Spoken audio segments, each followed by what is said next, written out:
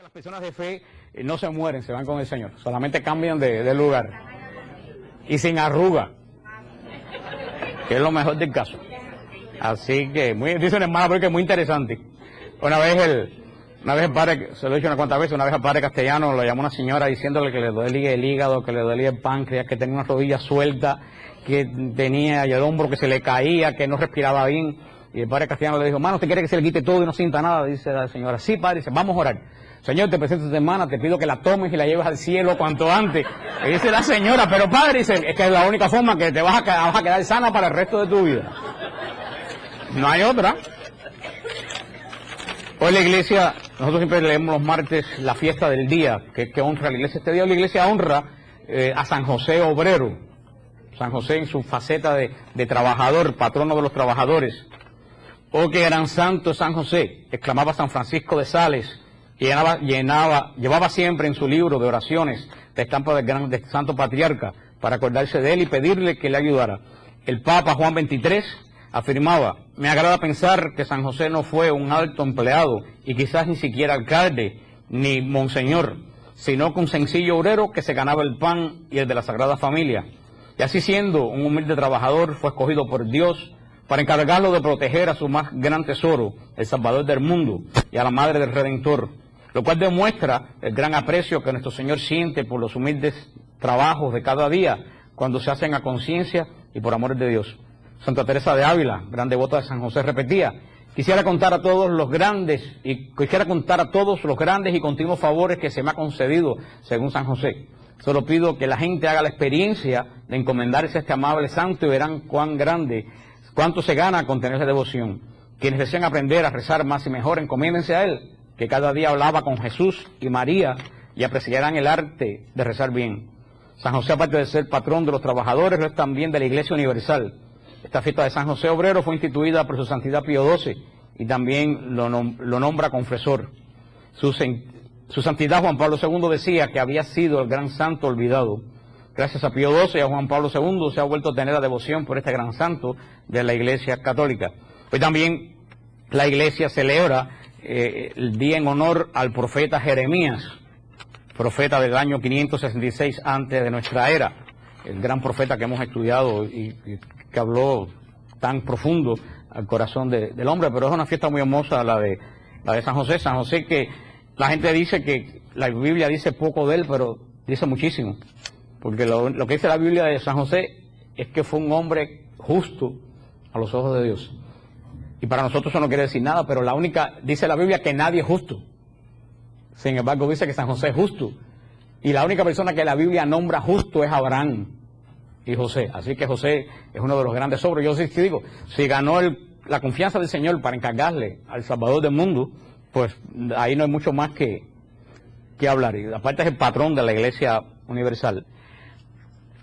Pues como hemos estado viendo, toda esta semana estamos estudiando el credo de Nicea, que es la profesión de fe de la Iglesia por los últimos 1700 años.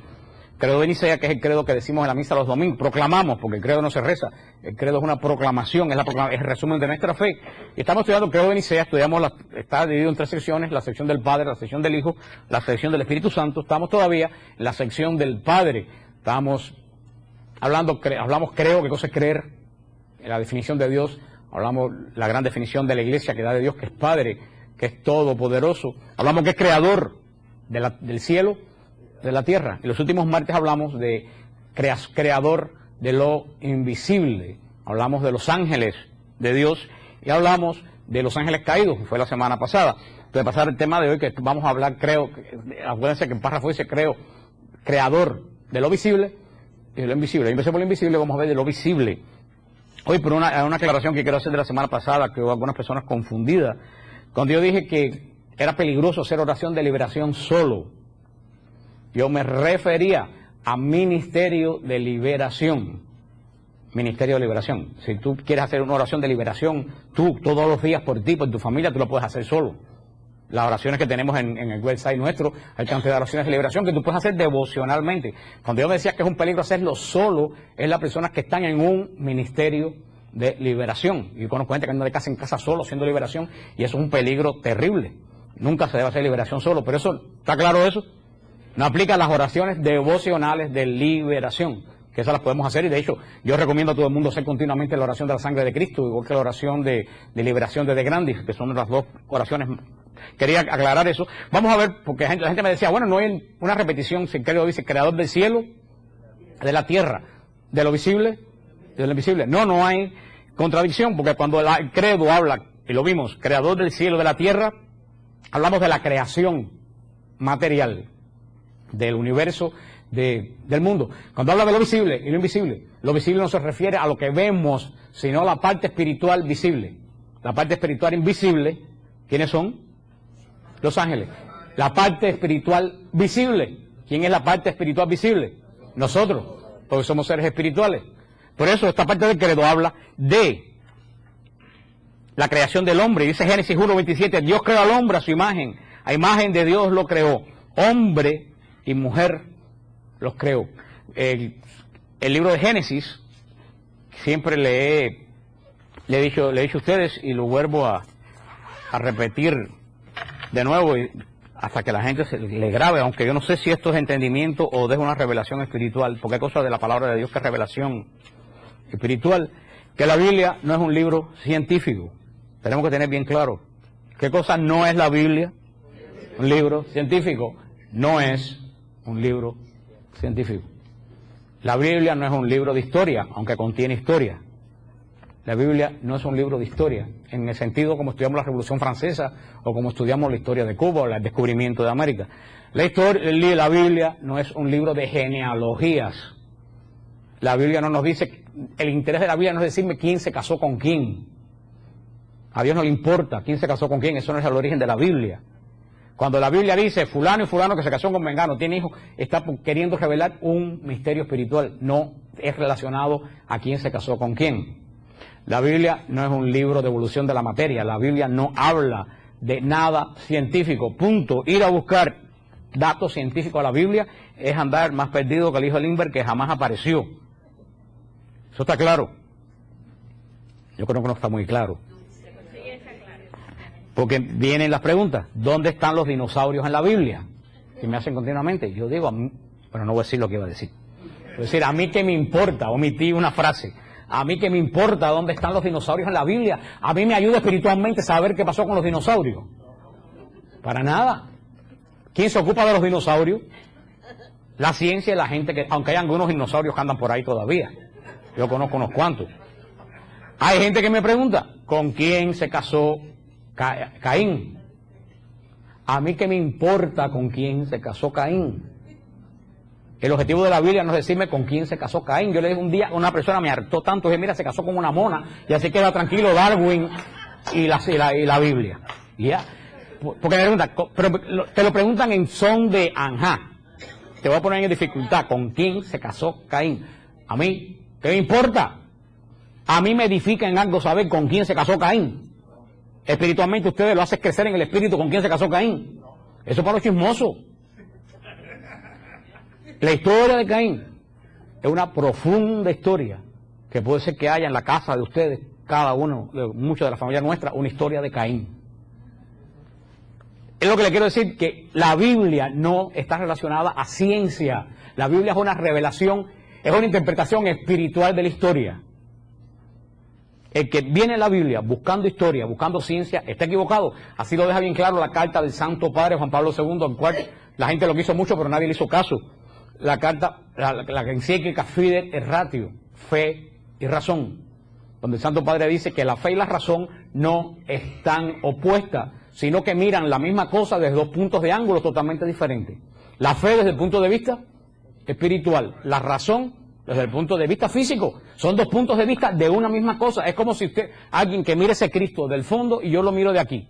Si yo le pregunto a la persona del fondo, ¿de qué tamaño ves a Cristo? Me va a decir así, el que está en el fondo. Y si me preguntan a mí, ¿de qué tamaño ves a Cristo? Te digo así. ¿Estamos equivocados los dos? No. ¿Es que estamos viendo la misma cosa? Desde dos puntos. Eso pasa con la Biblia. La ciencia busca la interpretación física. La Biblia da la interpretación espiritual. ¿Se recuerdan del profeta Ezequiel cuando hablamos del Apocalipsis? ¿Se acuerdan el mar de plata que ve el profeta Ezequiel cuando tiene la visión de Dios? donde el profeta Ezequiel ve el mar de plata, arriba. ¿Se recuerdan? Que ve el mar de plata. Cuando Juan en Apocalipsis sube a la presencia de Dios, ¿dónde ve el mar, el mismo mar de plata? ¿Dónde lo ve? Abajo. Fíjate, el mismo mar de plata. Ezequiel lo ve, ¿dónde? ¿Y Juan? ¿Qué es lo que quiere decir? Que Ezequiel estaba viendo la gloria de Dios desde la tierra. ¿Y Juan? Desde el trono de Dios. La Biblia no la puedes ver como Ezequiel. La Biblia no la puedes ver desde la tierra. La Biblia tiene que verla como Juan. Desde arriba, desde el trono de Dios. Entonces tú te vas a encontrar el sentido profundo del Génesis. Que si fue un hombre, o que si fue una mujer, Eva, si existió, a mí qué me importa. Ese no es lo que la Biblia me quiere decir. Vaya, si sí existió. Muchos científicos, la teoría de la evolución está totalmente descalificada en estos momentos. Muchos científicos están hablando de una Eva africana, diciendo que hay un tronco común. Pero bueno, tampoco, es que a mí no me hace falta compaginar eso con la Biblia. Porque Eva y Adán pueden haber existido, pueden haber no haber existido. ¿La Biblia dice mentira? No. ¿Es simbólica la Biblia? No es simbólica. ¿Nos da ejemplo? No nos da ejemplo. ¿Qué es la Biblia? Una visión espiritual. Una verdad espiritual revelada. No es ejemplo, ni son símbolos. Es una visión espiritual de la historia de la salvación, como dice el hermano. ¿Usted entiende lo que estoy diciendo? Si tú no lees la Biblia así, pierdes el tiempo en discusiones tontas e inútiles. Porque Dios lo que quiere revelarte es su plan. Y el Génesis, Bereshit, en hebreo, que quiere decir comienzo, porque así comienza en el Génesis, en el comienzo. El Génesis, y la gente dice, hay dos estudios de la creación. Y efectivamente, hay un relato de la creación, que le dicen el Yavista, en el capítulo 1, y hay otro relato el elohinista, que es el capítulo 1, y está el relato de la creación yavista, que es el capítulo 3. La gente dice, pero hay dos relatos de la creación. Sí, lo voy a explicar. El primer relato es el relato de cómo Dios pone orden en un caos. Porque eso es lo primero que hace Dios cuando Dios entra, tanto en la creación como en la vida del hombre. Cuando Dios entra en la creación, en la vida del hombre, lo primero que hace es poner orden. Por eso donde no hay orden, no está Dios. Y lo dice bien claro la Biblia, Dios es Dios de orden. Eso es lo que dice, lo primero que hace Dios es poner orden, y después que lo primero que hace es separar la luz de las tinieblas. Eso es lo que hace Dios en el espíritu del hombre. Lo primero que Dios se separa en uno es la luz de las tinieblas. Y así va este relato que ya lo vimos, este relato que va, es una relación de la creación del universo de forma espiritual. Y así va creando, vemos que va creando de la nada, va creando los animales del océano, los animales de la tierra, hasta que llega el sexto día. ¿Cuál es el sexto día? Es el último día de la creación de Dios. ¿Qué es lo que dice en el sexto día? Y dijo Dios, hagamos al ser humano a nuestra imagen, como semejanza nuestra, y manden los peces del mar, y en las aves del cielo, y en las bestias, y en todas las alimañas terrestres, y en todos los reptiles que rectan por la tierra. Creó pues Dios al ser humano, a imagen suya. A imagen de Dios los creó, macho y hembra los creó. Y los bendijo Dios con estas palabras, sean fecundos y multiplíquense, y llenen la tierra, y sométanla, manden en los peces del mar, y en las aves del cielo, y en todo animal que repta sobre la tierra. Dijo Dios, vean que les he dado a ustedes toda la hierba de semilla que existe sobre la faz de la tierra, así como todo árbol que lleva fruto de semilla, les servirá de alimento. Y a todo animal terrestre, y a toda ave del cielo, y a todos los reptiles de la tierra, a todo ser animado de vida, les doy la hierba verde como alimento. Y así fue. Y vio Dios que cuánto había hecho, y todo era muy bueno. Y atardeció, y amaneció el día sexto. Se concluyeron pues el cielo y la tierra y todo su aparato, y dio por concluida Dios en el séptimo día la labor que había hecho, y cesó en el día séptimo de toda la labor que hiciera. Y bendijo Dios el día séptimo y lo santificó, porque en él cesó Dios de toda la obra creadora que Dios había hecho. Estos fueron los orígenes del cielo y la tierra cuando fueron creados. El último día Dios va creando del caos, va creando en perfección, hasta que llega a la última etapa de la creación de Dios, que es el hombre. Y después que Dios termina, el hombre le da la primera de las órdenes que da Dios. Crezcan, multiplíquense, sean fecundos. Esa es la gran diferencia de nosotros con los ángeles. El Señor no le dijo a los ángeles, reproduzcanse y sean fecundos. Los ángeles, como le expliqué la semana pasada, fueron creados de una sola vez, no se reproducen. A nosotros nos da la orden de reproducirnos. ¿Por qué los ángeles no tuvieron la orden de reproducirse si nosotros sí tenemos la orden de reproducirnos? Porque nosotros somos imagen y semejanza de Dios, y Dios es creación continua, cosa que los ángeles no son. Los ángeles, que son servidores, no son imagen de Dios. Por eso el objetivo principal del hombre es la creación. Y después, cuando vayamos viendo esto, que nos vamos a llevar 2 o 3 martes, cuando vayamos viendo esto vamos a ver que San Pablo, ya muy adelantado en Efesios, dice que la unión del hombre y la mujer es semejante a la unión de Cristo con la iglesia. O sea, San Pablo dice que la unión del hombre y la mujer es tan poderoso que es exactamente igual a la unión mística de Cristo con la iglesia. Entonces eleva la unión del hombre y la mujer a algo santo, a algo sagrado. Por eso que la iglesia tiene a la unión sexual del hombre y la mujer como sacramento. Y como toda obra de Dios, tiene que ser ¿en qué? ¿En qué tienen que ser todas las obras de Dios? ¿De Dios de qué? De orden. Por eso el matrimonio tiene que ser en el orden de Dios, con la mandato de crecer multiplicado. Por eso toda tentación o toda intención de evitar el crecer y multiplicado estamos atentando a la orden de Dios. Y tal es así que yo lo decía, hermano, el otro día, hoy en día que todo el mundo está en lo natural. ¿No te has fijado que hoy en día todo es natural? La comida tiene que ser natural, tenemos que ver el Discovery y los cocodrilos porque aprendemos cantidad de los cocodrilos, hay que proteger los cocodrilos para que no se pongan nerviosos, y las ranas para que no le corten las patas, porque todas esas cosas naturales. Digo, pero no se han fijado en una cosa, que se lo digo y se lo recalco. Cuando un perro se junta con una perra, ¿cómo se llama cuando el perro se junta con la perra? La perra está ¿en qué? En celo. ¿Qué es lo que quiere decir estar en celo? Una perra en celo, ¿qué es lo que quiere decir? Que está en posibilidad de concebir. Eso es lo que quiere decir estar en celo, estar en posibilidad de concebir. El perro y la perra y todos los animales se juntan cuando la hembra está en posibilidad de concebir. Nosotros los hombres, me lleva al punto que nos juntamos cuando la hembra no tiene posibilidad de concebir. Fíjate que eso es lo que no es normal, lo que no es natural. Entonces, ¿por qué? Porque si fuéramos a mirar la naturaleza, bueno, mira los animales no evitan los animalitos. El instinto de ellos es reproducirse.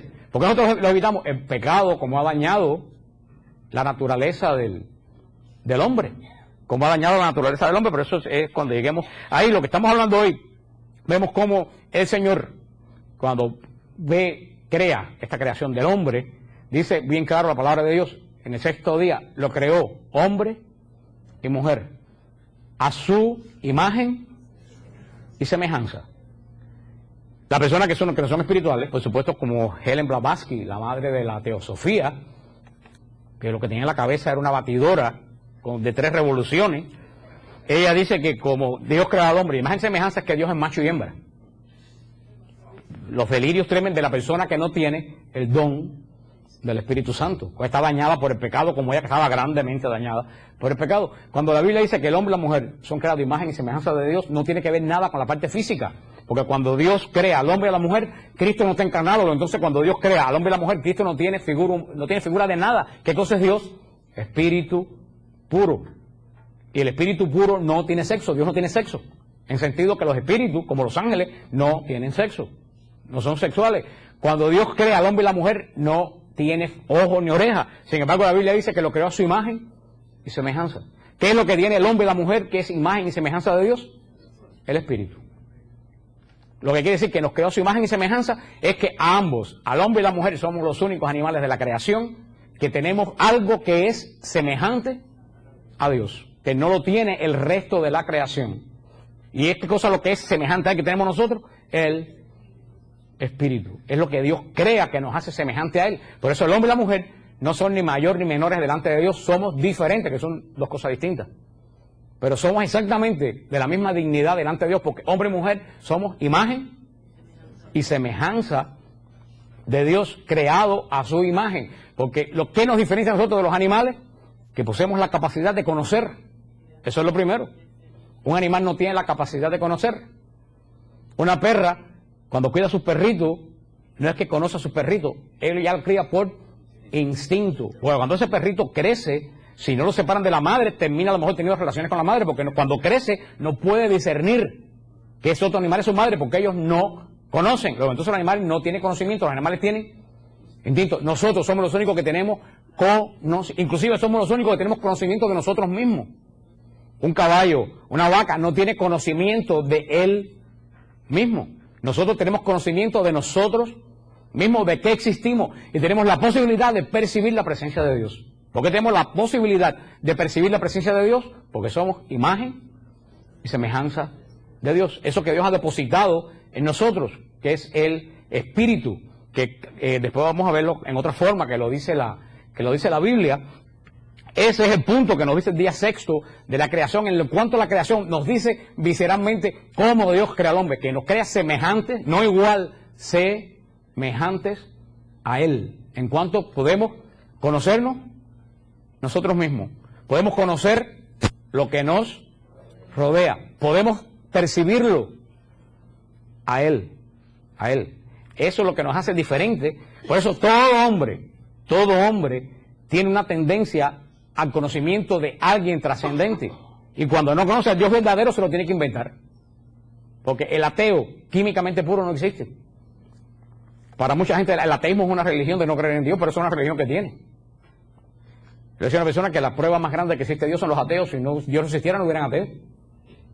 Pero todo hombre, los salvajes, los caníbales, que no tenían la renovación no tenían la revelación del Evangelio, ni la palabra de Dios como el pueblo hebreo, el instinto de ellos, ¿a qué lo llevaba? A que existe un ser que es trascendente a nosotros. Porque somos nuestra imagen, lo que tenemos dentro nos tiende hacia Dios. Y cuando el hombre tiene la plenitud de sí mismo, cuando encuentra a Dios. Lo que decía San Agustín, y lo vamos a ver cuando hablemos de pecado. San Agustín decía: mi alma está inquieta y no reposará hasta que me encuentre en ti. Y eso es lo que le pasa a mucha gente que están buscando aquí, allá, porque están buscando llenar el vacío que tienen con cosas trascendentes. Y San Agustín decía: fuimos creados para lo intrascendente, fuimos creados para lo que no se acaba. Por eso cuando nos llenamos de cosas que se acaban, nos quedamos con deseo. Entonces decimos: yo creo que un carro convertible, eso es lo que me va a hacer feliz. Y trabajamos por el carro convertible. Cuando tenemos el carro convertible, estamos las 2 primeras semanas fascinados, pero las 2 semanas que pasan, ya. Entonces digo: no, ahora quiero un jet ski. Cuando tengo un jet ski, yo sé que voy a estar, compro el jet ski. Cuando tengo el jet ski lo uso, 2 semanas no lo uso más. Digo: no, porque es un jet ski muy chiquito, a lo mejor si tengo un yate, y empiezo a trabajar para tener el yate. Y después ya te viene la casa. ¿Por qué? Porque estás llenando tu vida ¿de qué? De cosas materiales. O esa es la mujer de mi vida, de toda mi vida. Y cuando te levantas por la mañana y ves a la mujer con los pelos parados y sin pintura, tú dices, y viceversa, también la mujer al hombre con la máscara esa de dormir con la apnea y todo eso, dice, porque ni hombre ni mujer, nosotros mismos nos podemos llenar. Lo único que puede llenar el deseo de nosotros, de lo eterno, es Dios, porque es eterno. Por eso que encuentra a Dios, se complace con lo que tiene. Porque todo el resto está lleno. Está lleno. Y eso es lo que quiere decir que fuimos creados imagen y semejanza de Dios, que Dios nos ha dado ese poder. Pero al mismo tiempo somos creados con inteligencia y con libertad. Exactamente igual cuando damos la creación de los ángeles. Tenemos inteligencia y libertad. Y voluntad, inteligencia, libertad y voluntad. Porque hay personas que dicen: bueno, ¿y por qué Dios a todo el mundo no los creó? Bueno, diría porque seríamos una creación de tontos. Porque entonces no seríamos buenos per se. Seríamos buenos, ¿por qué? Porque no tenemos posibilidad de ser malos. Es impensable que Dios cree a un hombre determinadamente. Porque, como le he dicho un montón de veces, nadie da lo que no tiene. Dios es intrínsecamente libre. Entonces Dios no puede crear a un semejante, a un ser que no sea libre. Por eso crea a los ángeles y a los hombres totalmente libres, con voluntad, conciencia y discernimiento para saber qué escoger. Por eso que Dios no puede crear gente buena nada más. Dice: pero ¿cómo crea al hombre sabiendo que libre? Porque Dios no puede crear a nadie limitado, porque entonces no sería Dios. Nadie da. Igual que como cuando hablamos Dios Padre, Nada malo sale de las manos de Dios, porque si en Dios no hay maldad, ¿cómo Dios va a dar algo malo? En esa creación, y cuando Dios crea al hombre, termina la creación. Fíjate, yo quiero que alguien me diga una creación nueva que haya habido en los últimos 4000 años de la naturaleza. No existe. Yo estaba viendo el otro día, las abejas que ustedes ven hoy haciendo miel en los panales, hacen lo mismo hace 6000 o 7000 años. Todos los días hacen exactamente lo mismo. Siempre somos nosotros los que creamos. La creación, no sé, si el hombre viene del mono, ¿cómo hay monos que no se han seguido reproduciendo? Al contrario, hay gente que involuciona, gente que se vuelve mono. Hay gente que va para atrás. No. ¿Por qué? Porque la último acto creacional de Dios, ¿qué cosa fue? Lo más cercano a Él, que es Él, su imagen y semejanza. Hombre y mujer los creó. Y los santificó y los bendijo. Fíjate, cuando Dios crea al hombre, no solo lo crea, lo santifica y lo bendice. ¿Qué cosa quiere decir que lo santifica? Le da la gracia santificante. ¿Qué cosa es la gracia? La amistad profunda de Dios hacia nosotros. Dios crea al hombre y lo hace, ¿qué cosa? Su amigo. Su amigo. Dice que después que Dios termina la creación del hombre, le dice, todo lo que está creado, somételo. ¿Qué es lo que quiere decir? Le entrega la creación al hombre. El hombre es responsable de la creación. Y dice después la Biblia que Dios entra a descansar. Volvemos a hablar, estamos mirando esto, ¿de qué forma? Espiritualmente. ¿Dios se cansa? No, es imposible que Dios descanse. ¿Qué es lo que quiere decir eso? El descanso de Dios quiere decir la profundidad del misterio de Dios. Dios terminó su relación con la creación y se retiró ¿a dónde? A la profundidad del misterio donde Él habita.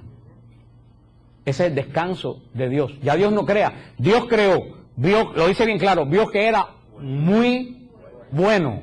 ¿Y qué hace Dios? Dios entra al lugar santísimo donde Él mora, en el profundo descanso de Dios, cuando vio que su creación era muy buena. Por eso el séptimo día era el día del descanso. Cuando el judío descansaba, ¿qué es lo que recordaba? Que Dios entró profundamente en un descanso que no es falta de trabajo. El descanso de Dios es adoración. Es el descanso de Dios. Claro, el pecado como siempre permitió Israel. Entonces el sábado, en vez de ser un día de descanso, se ha convertido en un día de tortura.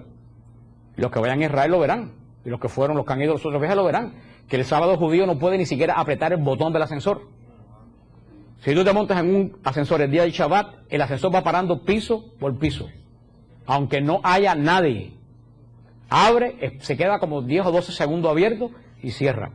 Piso por piso, porque el judío no puede apretar el botón, porque eso es trabajo. ¿Dios quería eso? No, para nada. ¿Qué pervirtió la hora de Dios? Nuestro pecado. El día del sábado era para recordarnos que Dios es el día de adoración, entrar nosotros en la profundidad de la creación de Dios. Eso es lo que quería decir el séptimo día, Shabbat. De hecho, la palabra sábado no es un día de la semana. Shabbat en hebreo quiere decir descanso. Y cuando una fiesta judía cae cualquier día de la semana, la Pascua, si cae un lunes, ese lunes para ellos no es lunes, ese día es Shabbat. Y si el día de la expiación cae un martes, ese martes no es martes, ese día es sábado, es Shabbat. Es del descanso profundo de Dios, que no es ausencia de trabajo, porque dentro de Dios no hay trabajo. ¿Qué es lo que hay dentro de Dios? Adoración. Ese es el día. Por eso el día que nosotros nos muramos vamos a entrar al descanso de Dios. ¿Por qué? Porque vamos a dejar de trabajar, no, porque vamos a entrar en la profundidad del misterio de la adoración de Dios. Lo que no tenemos ni idea de cómo podemos pensar, porque hemos olvidado que Dios es misterio. Dios vive en un lugar profundamente misterioso porque es profundamente santo. Pero eso Dios le dice a Moisés, tú no puedes ver porque vas a morir. Porque ni de lejos podemos pensar cómo es ese lugar santísimo donde vamos a ver solamente más adelante. Lo único que puede penetrar es Jesucristo, que es el puente entre Dios y el hombre. Entonces uno se pregunta, bueno, si el sexto día, ¿qué dijo Dios cuando terminó la creación? Que era bueno no. El sexto día dice que era muy bueno. 5 días dijo que era muy bueno, que era bueno solamente. El sexto dijo que era muy bueno. Entonces uno mira alrededor y dice, bueno, ¿y qué pasó con la creación de Dios? Es cuando viene la famosa pregunta, ¿por qué si Dios es tan bueno hay mal en el mundo? Entonces, ¿dónde está la respuesta de eso? En el capítulo 3 de Génesis. La segunda narración de la creación en el capítulo 3 no es que se contradice con la primera, es que la primera es la creación, podríamos decir, cósmica, del orden de Dios. Ahora en el capítulo 3 se va a concentrar en por qué la creación de buena terminó lo que hemos visto. Es otra interpretación de la creación. Podemos decir que si Génesis 1 y 2 es la creación del cosmos, podemos pensar que el capítulo 3 es la creación de la desgracia del hombre. Porque el hombre perdió todo lo que Dios... En Génesis habla Bereshit, que creo que se quiere decir Bereshit, comienzo. En Génesis habla de 3 comienzos. Comienzo de la creación, con el capítulo 1 y 2. Comienzo del pecado, con el capítulo 3. Y comienzo de la fe, con Abraham en el capítulo 12. Por eso que es Bereshit, los 3 grandes comienzos de Génesis. Y ahora el segundo dice, vamos a leer algunos pasajes, no tengo tiempo de leerlo todo, dice, la serpiente, eres más astuto de todos los animales del campo que Yahvé Dios había hecho. Ven, y aquí nos llaman, en el primer capítulo llaman a Dios Elohim. Elohim es una palabra hebrea plural, no es una palabra singular. Elohim es una palabra hebrea plural, con la característica que se usa con el pronombre personal. Nosotros no tenemos eso en español. Pero Elohim se usa con el pronombre personal, pero sin embargo es una palabra plural. Por eso que dice Dios durante todo el capítulo 1, ¿qué es lo que dice? ¿A qué? Hago. ¿Qué es lo que dice? Hagamos. Y Elohim es una palabra plural porque están hablando las 3 divinas personas que intervienen en la creación, Padre, Hijo y Espíritu Santo.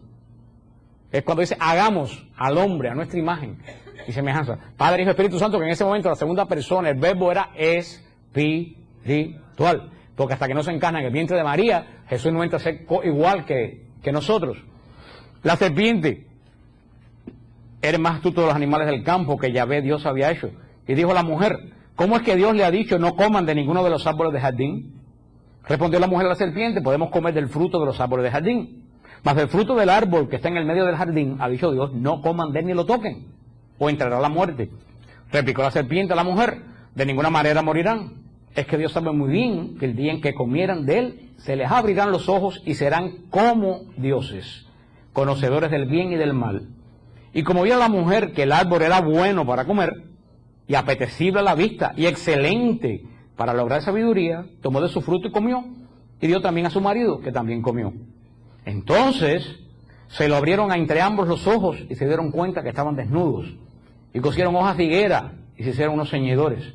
Oyeron luego el ruido de los pasos de Yahvé Dios, que se paseaba por el jardín a la hora de la brisa, y el hombre y la mujer se ocultaron a la vista de Yahvé Dios por entre los árboles del jardín. Yahvé Dios llamó al hombre y le dijo, ¿dónde estás? Este contestó, te he oído andar por el jardín y he tenido miedo, porque estoy desnudo. Dios replicó, ¿quién te ha hecho ver que estás desnudo? ¿Has comido acaso del árbol de que te prohibí comer? Dijo el hombre, la mujer que me diste por compañera me dio del árbol y comí. Dijo Dios, pues Yahvé a la mujer, ¿por qué has hecho esto? Contestó la mujer, la serpiente me sedujo y comí. Que el Señor añada bendición a su santa palabra. Y créame que esto no existe, porque cada uno de nosotros tiene un Génesis en su vida. O a lo mejor te lo tienes andando tú todavía, o lo vas a tener. Esta es la explicación espiritual de por qué la creación de Dios se dañó. ¿Se recuerda la semana pasada cuando le hablamos como el profeta Ezequiel nos dice que el ángel principal moraba ¿dónde? En el Edén, nos dijo el profeta Ezequiel. O sea, de alguna forma que no sabemos, los ángeles de Dios estaban juntos con los hombres. Ese ángel principal era el encargado de ¿qué? De guardar la creación. Ese ángel principal, que era el encargado de guardar la creación, en un momento, lo hablamos la semana pasada y nos lo vamos a repetir, en un momento entró la maldad en él, que es lo que Pablo VI llamó el misterio de la iniquidad. Dice, mantuvo toda su condición espiritual, pero perdió hasta el último átomo de santidad. O sea, un ser intrínsecamente malo, donde no es una persona mala, el hombre más malo puede tener algo bueno. Hasta Hitler amaba a sus hijas, amaba a la gente que él quería y le hacía algo bueno a esa gente. Toda persona, la más mala que ustedes se pueden imaginar, tiene algo bueno. El demonio perdió absolutamente toda capacidad de bondad en su vida. Sin embargo, mantuvo, por eso, ¿cómo le llamó Pablo VI? Ese nombre es terrible, misterio de la iniquidad. Algo tremendamente horrendo. Ese ángel, que en ese momento era un ángel, por eso lo ponen aquí como serpiente, porque es una criatura de Dios. ¿Por qué la serpiente? Por las características de la serpiente. La serpiente, hablamos la semana pasada, que es sutil, que no se siente venir, que engatusa a la víctima, y cuando la víctima se da cuenta, ya está adentro. Y cuando la tiene adentro, le exprime y le saca todo lo que tiene. Ese ser creado, que en un momento, por voluntad propia, escogió mal. Ese ser se le presenta a la creación de Dios, a los cuales él tenía responsabilidad de ¿qué? De cuidar. Ay, hermano, cuidado. Cuidado que alguien que tú tengas responsabilidad de cuidar, tú le dejas un mal ejemplo. Por eso hay que orar tanto por los sacerdotes. Porque nosotros pecamos y nos van a pedir responsabilidad por el escándalo que le demos a la tía o a la abuela. Pero un sacerdote que cae, el Señor le va a pedir cuenta de todas las personas que hasta en Polonia oyeron la noticia y fallaron. Cuidado, que el pecado peor del ángel fue que él engañó a los que tenía que guardar. Y fíjate cómo él se presenta. Él no se presenta con una mentira total. Él se presenta con una media verdad. Una media verdad es peor que una mentira. Cuando tú oyes una mentira radical, tú dices, no, eso no.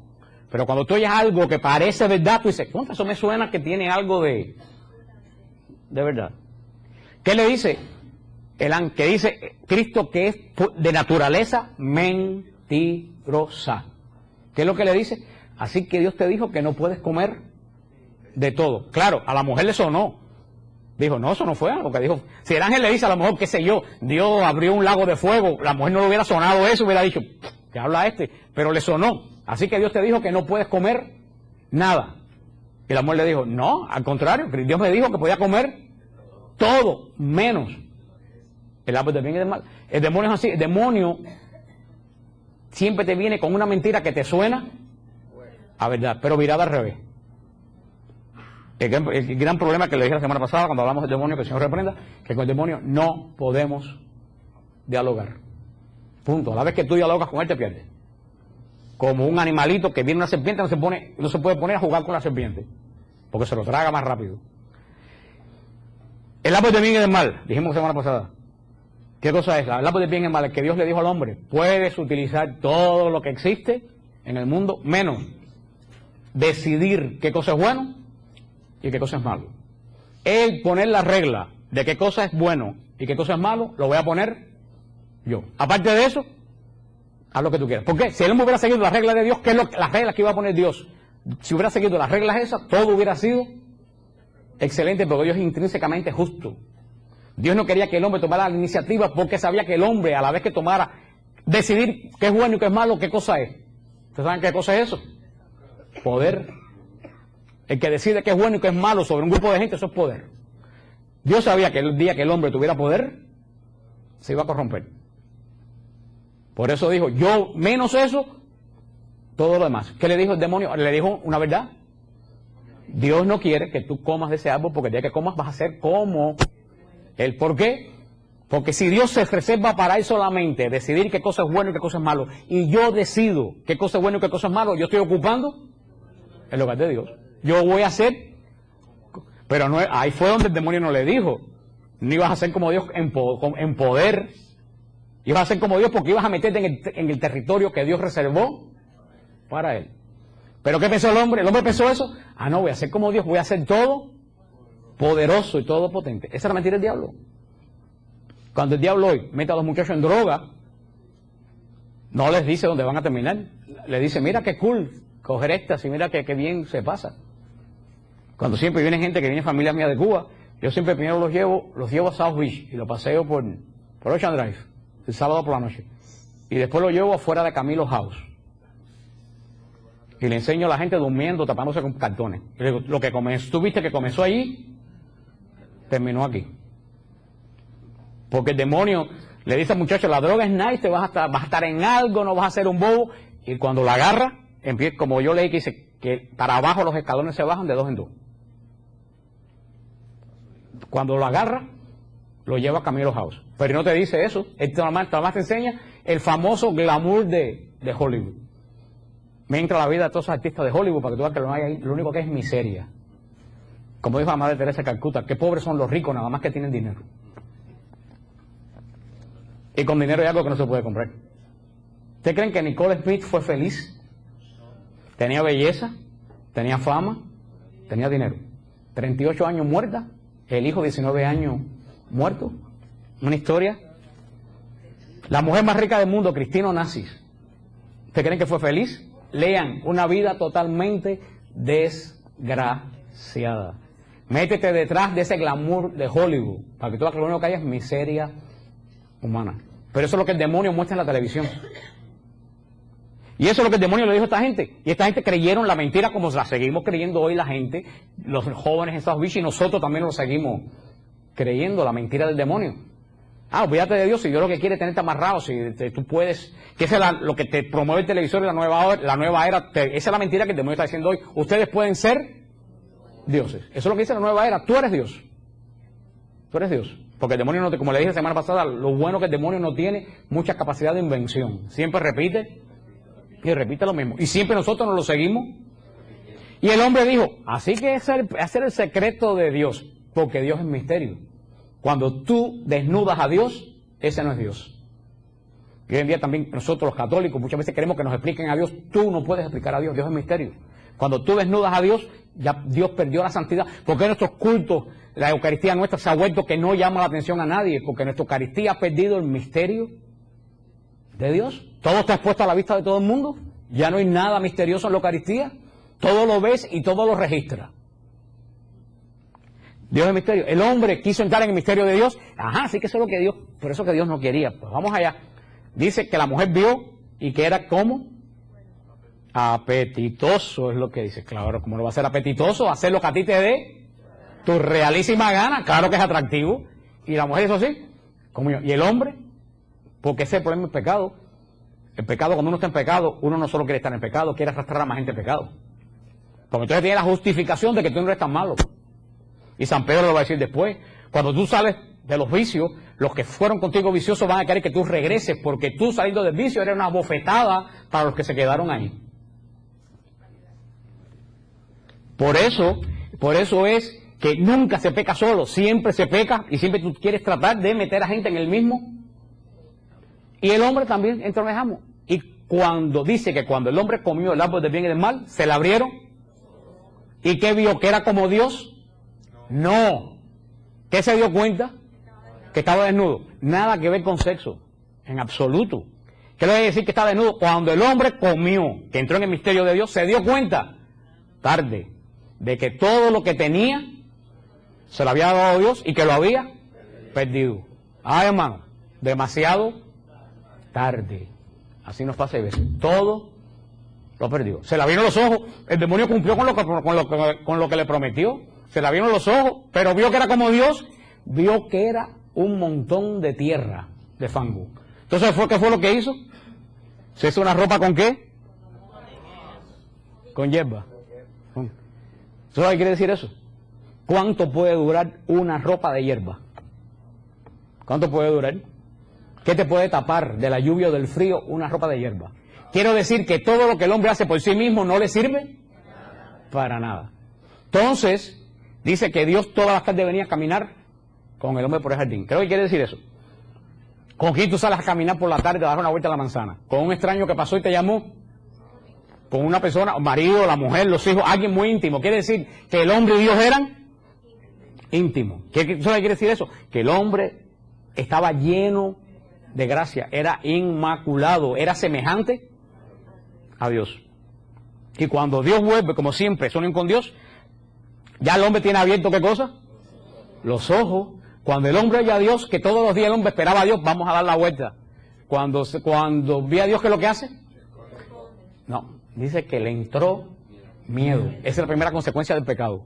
El hombre que no conocía el miedo, sintió miedo. Primera consecuencia del pecado. Cuando se te abren los ojos.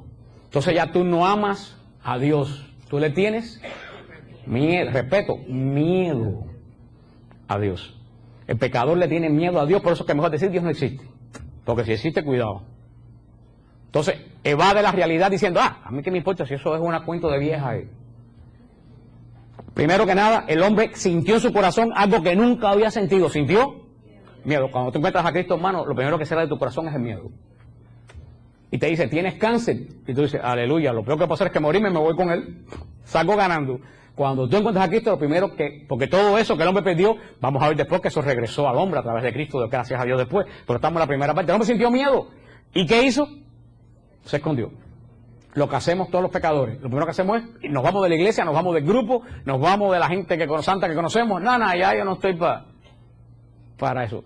El miedo te aparta de Dios. Y Dios le dijo, ¿dónde está? ¿Y qué le dice el hombre? No, y Dios le dijo, si tú tienes miedo, es que sabes que todo lo que tú tenías era mío y lo has. Entonces dice, ¿quién? Claro, acuérdense que esto es una enseñanza, una interpretación espiritual. Profundísima, esto es lo más profundo que yo he visto en mi vida. Y el que no entienda esto, no entiende la redención. Cuando Dios le dice, ¿a quién te lo dijo? Fíjense, cuando Dios crea a Adán, porque el Señor le dio todo a Adán, y Adán en todo lo que tenía no encontraba compenetración. Porque hermano, tú puedes tener una cotorra, pero mentir, una cotorra no es igual que un ser humano. Tú puedes tener un perro y puedes adorar a un perro, hacer la perversión de cuando falta Dios, que terminas haciendo del perro más grande que tu familia. Pero un perro no puede llenar tu vida. Adán se dio cuenta que con todo lo que tenía le faltaba algo. Por eso cuando Dios crea a la mujer, Adán, ¿qué es lo que dice? Esta es hueso de mis huesos. Y claro, ¿qué quiere decir? Esta sí me puede entender a mí, porque esta es exactamente igual que yo. Igual pero distinta. Ahí cuando vamos a ver la gran diferencia. Porque después vamos a explicar eso. Pero fíjense, los hombres tienen unas características de Dios y las mujeres tienen otras características de Dios. Y cuando el hombre y la mujer se unen, entonces está todas las características de Dios completas. Después vamos a ver, en otros días vamos a ver eso. Dice Adán, este es hueso. Y fíjate que dice el Señor que lo crea de la costilla. Lo crea de la costilla. No lo crea de la cabeza, porque si lo crea de la cabeza, la mujer hubiera sido superior. No la crea de los pies, porque si la crea de los pies hubiera sido, lo crea del mismísimo medio, como dice San Juan Escalactita, dice, lo crea del costado de una costilla porque es lo que está pegado al corazón. Lo crea exactamente igual, dice, este es hueso de mis huesos. Y cuando Dios le dice, ¿qué forma hizo? La mujer que tú me diste. ¿Sabes lo que quiere decir? Si yo pequé, fue por culpa tuya. Porque si tú no me la das, yo no peco. Esa es la primera consecuencia del pecado. Le echamos la culpa a Dios. ¿Por qué Dios me hace esto a mí? Cuando alguien me pregunta eso, le digo, hermano, busca tu vida porque eso no te lo hizo Dios. Eso te lo hiciste tú. Lo que es más fácil es echarle la culpa a Dios. Es lo primero, fíjate, hermano. Hermano, hemos cambiado desde Adán y Eva. La mujer que tú me diste. Tú eres el culpable que había pecado. ¿Por qué Dios me hace? Una vez alguien que yo conocía pasó algo muy triste. Muy triste. Y a lo mejor yo fui muy duro, pero el Señor me lo puso en la boca. A mí no me importa quedar bien con la gente. Esta persona tenía un hijo de 13 años y le dio las llaves del carro para que diera una vuelta por la cuadra. El muchacho se mató. Chocó con un camión de refresco y se mató. Y en el velorio ese hombre, el padre estuvo gritando todo el tiempo, ¿por qué Dios me lo quitó? Y ya le dije, perdóname, yo di un puñetazo arriba y le dije, perdóname, tú lo mataste, no lo mató Dios. Porque si tú con 13 años no le das las llaves, el muchacho no se mata. ¿Qué culpa tiene Dios de tu irresponsabilidad? Me dijeron, hablaste duro, digo, pero lo callé. ¿Cómo le voy a echar la culpa a mi Dios que el muchacho se murió si el responsable de ese muchacho no es Dios, es él? El pecado, la mujer que tú me diste, fue la que me hizo pecar. Yo soy buena gente, es tú, mala suerte, es la mala estrella que tengo, o la vida que me ha llevado. Cuando a usted le venga por decir eso, acuérdate de las palabras de Génesis, la mujer que tú, ya no es hueso, esa es la primera consecuencia del pecado, miedo. Segunda consecuencia del pecado, esconderse. Tercera de Dios, la tercera consecuencia, echarle la culpa. Ya esa mujer no era mi bendición, esa mujer era mi maldición. Ya lo que Dios me dio no era bendición, lo que Dios me dio fue maldición. Cambiamos los valores del orden de la creación de Dios. Y el hombre le dijo a la mujer, Dios le dijo a la mujer, y la mujer, para no quedarse atrás, la culpa la tuvo la serpiente. Lo mismo, yo no fui culpable. A mí, hermano, culpable fue la serpiente, culpable fue la mujer, culpable. Ahora, esto es muy serio. Esto es muy serio. Ahora, de los tres son culpables, pero de los tres, ¿quién es más culpable? La serpiente. Porque la mujer fue engañada, el hombre fue un estúpido. Pero la serpiente voluntariamente, sin que en ella hubiera mal, se hizo mala. Por eso la culpa de la serpiente es superior a la de toda la creación. Por eso que el demonio no tiene redención. El hombre y la mujer son redencionables. ¿Por qué? Porque fueron engañados. El demonio no tiene justificación. A él miró para todos lados y no encontró, aparte que él no tenía ningún interés en echarle la culpa a nadie, porque el demonio es intrínsecamente soberbio. Sí, lo hice y qué. Entonces, ya con esto terminamos. Dios les dijo, ¿qué fue lo primero que Dios le dio al hombre? Bendición. Por eso Dios le dijo a la serpiente, para haberte hecho esto, maldita seas entre todas las bestias y entre todos los animales del campo. Sobre tu vientre caminarás y polvos comerás todos los días de tu vida. ¿Qué es lo que quiere decir? Como decía Ezequiel, el ángel que estaba más cerca de Dios, que decía, voy a poner mi trono al lado de Dios. ¿Dónde terminó? En lo más bajo, el polvo, de ahí no hay. Dice, ya tú no vas a estar en las esferas celestes, tú el demonio te vas a arrastrar en lo peor de la creación, que es donde se ha estado arrastrando toda esta, donde quiera que haya inmundicia, ahí se arrastra el demonio. Y va por orden. ¿Quién es más culpable después del hombre? Después de la serpiente. La mujer. Le dice, a la mujer le dijo, tantaré tus fatigas cuanto sean tus embarazos. Con dolor parirá los hijos. Hacia tu marido irá tu deseo y él te dominará. Aquella mujer que había sido creada exactamente igual que el hombre, pasó a ser propiedad del hombre. Les voy a decir, todo esto tuvo solución ¿en quién? En Jesucristo. Pero por eso que la mujer hebrea camina detrás y la mujer musulmana, ¿tú sabes por qué? Porque no han sido redimidos. Por eso que camina la mujer, no están todavía en la antigua maldición. La mujer camina detrás. ¿Cuál era la bendición? Multiplícate. ¿Cuál es la maldición? Te vas a seguir multiplicando, pero vaya que te va a costar. Entró en el mundo lo que no existía. ¿Qué entró en el mundo? El dolor. El dolor era ajeno a Dios. Por eso que el hombre no soporta el dolor, porque el dolor es ajeno a nuestra naturaleza. Y por eso que Cristo se hace hombre. Cristo se hace hombre para conocer dos cosas que Dios no conocía: el miedo y el dolor. Porque vamos a ver después cómo a partir de ese momento el hombre se convirtió en una criatura extraña a Dios. Hasta ese momento, anterior a este momento, cuando Dios miraba al hombre, ¿qué veía? Su imagen. A partir de este momento, el hombre se convirtió en alguien totalmente extraño. Dios conoce el dolor, Dios conoce el miedo, Dios no entendía ya a esa criatura. Era totalmente, es como cuando tú dices, ¿a quién habrá salido este muchacho? Eso es lo que Dios diría, ¿a quién se volvió aquella creación? Y le dijo al hombre, ¿qué le dijo al hombre? Domina toda la creación. ¿Y qué le dice ahora? Por haber escuchado la voz de tu mujer comido del árbol, que tal vez maldito sea el suelo por tu causa. Con fatiga sacarás de él tu alimento. El trabajo no es el castigo de Dios. El castigo de Dios es el poco deseo que nosotros tenemos para trabajar. Eso es lo que es castigo de Dios. El castigo no es trabajo de Dios, porque Dios nos mandó a crear, a trabajar la creación. Pero fíjate cómo fue por orden. Créanse, multiplíquense, lo van a seguir, pero te va a costar dolores. Tú ibas a dominar la creación en bendición, dominar la creación te va a costar dolores y fatiga. Y terminando, claro, si esto se hubiera quedado aquí, esto hubiera sido la gran desgracia. El mundo se hubiera acabado hace siglos. Dios da la protoprofecía. Protoprofecía, ¿qué quiere decir la protoprofecía? La primera profecía. ¿Cuál es la primera profecía? Génesis 3:15. Le dice a la mujer, enemistad pondré entre ti, a la serpiente, entre ti y la mujer, entre tu linaje y su linaje. Él te pisará la cabeza, mientras tú acecharás su calcañal. Esa es la gran profecía, la primera profecía. Esta es la profecía de redención.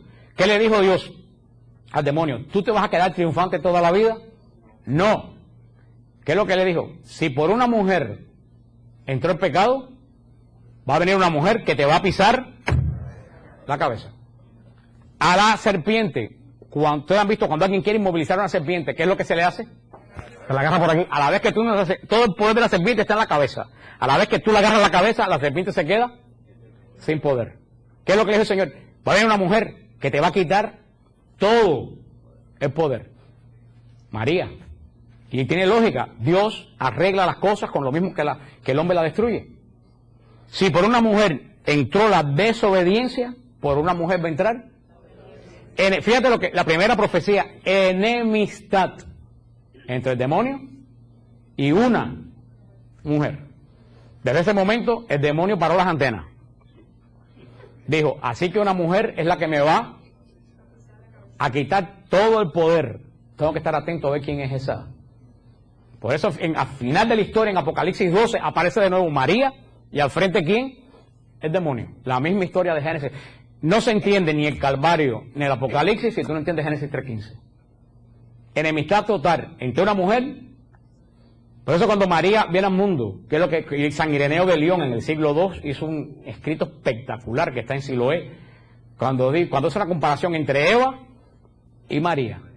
Eva totalmente desobediente, María totalmente obediente. Cuando dice, yo no tengo voluntad, yo soy una esclava del Señor. Cuando dijo eso, la historia del mundo se partió en dos. Con esas palabras de María. Ahí comenzó la redención. Ahora lo que dice, el linaje de la mujer va a tener poder para destruirte. Te va a pisar la cabeza. Tú le vas a querer morder el calcañar. ¿Qué es lo más cercano que tiene el hombre de una serpiente? La rodilla. El calcañar es lo más cercano. ¿Qué es lo que quiere decir eso? Todos tenemos un talón. Todos tenemos un área de nuestra vida que está bien cerca del demonio. Cuidado que eso no te va a tratar de morder. Busca cuál es y mira, quítalo. Porque el demonio va a estar continuamente buscando el área tuya, lo hablamos la semana pasada, más débil. Pero fíjate lo que dice, él te pisará la cabeza. Ese él no se refiere a una persona.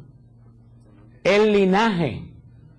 En hebreo se entiende mejor, porque en hebreo dice, ellos te pisarán la cabeza. Ellos. ¿Quiénes son ellos? La descendencia de la mujer. La descendencia de la mujer va a pisarle la cabeza. ¿Con quién se inicia la descendencia de la mujer? Con Cristo, en el nombre de Jesús. ¿Y con quién sigue? Con todos nosotros los hermanos de Jesús. Como dice Apocalipsis 12, los hijos de la mujer, los que hacen la voluntad de Dios. Esa es la gran promesa. Todos ustedes y yo que somos hijos de María, por eso hoy teníamos de visita la estatua de la rosa mística, que esa no es de aquí, hoy cayó de fly aquí, por eso yo la puse ahí. María, la vocación de María para los consagrados. Esa mujer, los hijos de esa mujer son los que tienen poder para pisarle la cabeza. Ellos te pisarán la cabeza, linaje. Por eso la pregunta es, ¿eres tú linaje de la mujer? Ahí donde está la cosa. Si tú no eres linaje de la mujer, tú no tienes poder. Tú lo podrás espantar, pero no lo puedes vencer. Por eso los protestantes los espantan y nunca lo vencen. Y siempre están echando demonios porque los echan y regresan. Porque ellos son hijos ellos son hijos de María. No son linaje. Ellos lo dicen, yo no soy hijo de María, yo no soy linaje de la mujer. Tú no tienes poder para aplastarle la cabeza al demonio. Solamente el linaje de la mujer. ¿Qué mujer? La de Génesis 3:15. La que tiene poder para aplastarle. Y esta es la primera y gran profecía. Y esa es la gran esperanza que a partir de ahí anima a Israel. Por eso que la fecundidad en Israel es una bendición, porque todas las mujeres querían tener bastantes hijos, a ver si ella se convertía en la madre del linaje que iba a derrotar al Mesías. De ahí sigue la historia de Caín, que la seguiremos la semana que viene, de Caín y Abel, que tampoco tiene que ver con quién se casó Caín y con quién se casó Abel. Vamos a verlo después, que Caín y Abel lo que hablan es muy sencillo, y cuidado, que a lo mejor en tu casa tienes un Caín o tú tienes un Abel. ¿Eso es lo que quiere decir? Que el pecado de los padres lo adquirieron los hijos. No porque Dios se lo pasó, sino porque los hijos se criaron en el pecado. Dios no pasa pecado, los hijos se criaron viendo. Nadie sabe qué clase de desavenencia entró entre el hombre y la mujer después del pecado. La culpa fue tuya, la culpa, sabe Dios cuántas peleas, y los hijos qué cosa. Oyendo eso, tú fuiste la culpable, el culpable fuiste tú fuiste la que oíste, él fue el que dijo, y los hijos oyendo. ¿Qué fue la consecuencia de la violencia de los padres? Un hermano mató a su hermano. Esta es la historia de Caín y Abel. A mí me importa con quién se casó Caín. Eso te da a ti. Sin embargo, el saber, cuidado, porque tú puedes tener en tu casa un Caín y un Abel. O tú puedes haber engendrado, o tú puedes ser hijo de un Adán y Eva, que te pasaron a ti el abuso y la sinvergüencería y la falta de perdón y el de rencor. Y cuidado con los padres. Cuidado al padre que le traspase al hijo, porque Dios no pasa pecado, pero los hijos se crecen mirando lo que el padre hace. Cuidado, esto es enseñanza espiritual profundo para alertar a todo el mundo. Que a mí que me importa con quién se casó. Aquí la historia es que esa familia fue totalmente dañada por el pecado. Y por culpa de ese pecado entró lo que nunca había habido en la creación, entró la muerte. Ya la imagen de Dios mató a la imagen de Dios. Ya la creación estaba dañada. Pero había una esperanza. ¿Quién era la esperanza? La mujer. No, ahí se mienta Jesús para nada. Después que en Isaías, porque acuérdense que la revelación en la Biblia es progresiva. Jesús se miente en Isaías ya. Ahí solamente la esperanza de la humanidad es la mujer que va a derrotar. Y me van a decir a mí que esa mujer es una mujer como otra cualquiera. Si era la única esperanza que tenía la humanidad. Porque si créeme, si no es María, no es Jesús. Olvídate, no hay ninguna. Tú quitas a María y Jesús se desaparece. Toda la redención se desaparece, porque la redención comenzó con el sí voluntario de María. Seguimos la semana que viene. Ahora, dígame, si ver el Génesis de esta forma no nos da a nosotros un conocimiento espiritual, que no mirando qué faltó, porque esto se contradice con quién se... Hermano, eso de con quién se casó, ¿dónde están los dinosaurios? Eso es de gente de mente espiritual infantil, que no ha penetrado el misterio de Dios. Así que mediten esta semana. La semana seguimos con esto de la creación del hombre, de lo visible, para después pasar ya a la...